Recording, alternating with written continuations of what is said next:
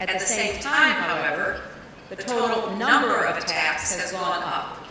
The problem is outpacing the resources we have committed to solving it. So it is urgent that we accelerate our efforts to end this dangerous business by improving maritime security, targeting the finances of pirate networks, prosecuting the criminals, and addressing the conditions on the ground that give rise to piracy in the first place. The fourth principle is a commitment to human security. Now, it may be tempting to dismiss this kind of security as soft or insubstantial, but the human dimension is often where the investments we make in military hardware and diplomatic outreach pay off.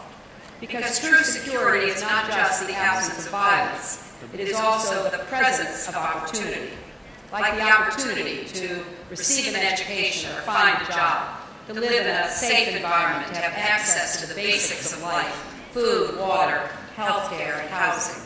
It is also the opportunity to participate in decisions that shape one's life and future, and the freedom to develop and express one's point of view. All of these aspects of human security depend not only on the support of leaders, but also on the contributions of civil society. And no country can afford to dismiss that. I could not stand here and address this distinguished group without underscoring the importance of women as leaders and participants in the search for and the realization of human security. Because when women are deprived of the opportunity to participate as full members of society, when they are denied access to justice and cut off from the civic life of their communities, the impact is felt not only by their women, but by their families and particularly their children. Human security is particularly urgent in the Gulf. A majority of the population in this part of the world are young people. They are now connected. They now know what is going on across the world through these social networks that they have pioneered, developed, and basically dominate. Whether countries succeed in creating conditions that give them opportunities to live the lives that they are shaping for themselves will have a major impact on the security of the countries in which they live. I know that Yemen is searching particularly for ways to meet the growing needs of their young people.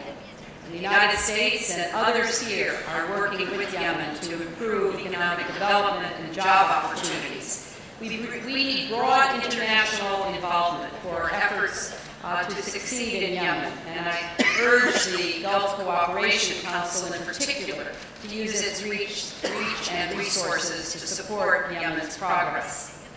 We will continue to work on human security in the region, and it is one of the many reasons why President Obama and I are committed to achieving a two-state solution to the Israeli-Palestinian conflict and a comprehensive Arab-Israeli peace. We are working intensively in close consultation with many of the countries represented here to create the conditions for negotiations that can produce the peace that has eluded us for so many years. Negotiations are the only path that will succeed in securing the aspirations of the parties, for the Israelis' security, for the Palestinians an independent, viable, sovereign state of their own. And I look forward to addressing this critical issue in greater depth during my participation in next week's Savon Forum. The fifth and final principle goes to the heart of one of the most complex challenges facing the Gulf and the world as a whole: nuclear non-proliferation. The position of the international community on this issue is clear. All nations begin with the same rights and responsibilities.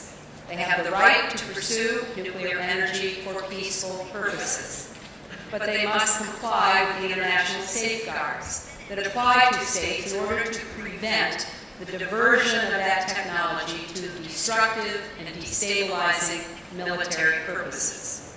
In this region, we see evidence of real promise on upholding non-proliferation norms. And of course, we see areas of profound international concern.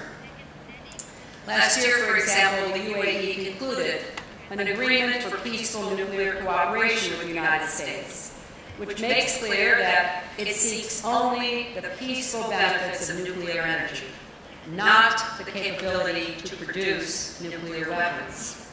It also adopted the IAEA's additional protocol, which will make its nuclear program transparent and build confidence in the international community that its intentions are entirely peaceful. These steps gave a major boost to the global non-proliferation regime, and they paved the way for UAE to successfully deliver nuclear energy to its citizens.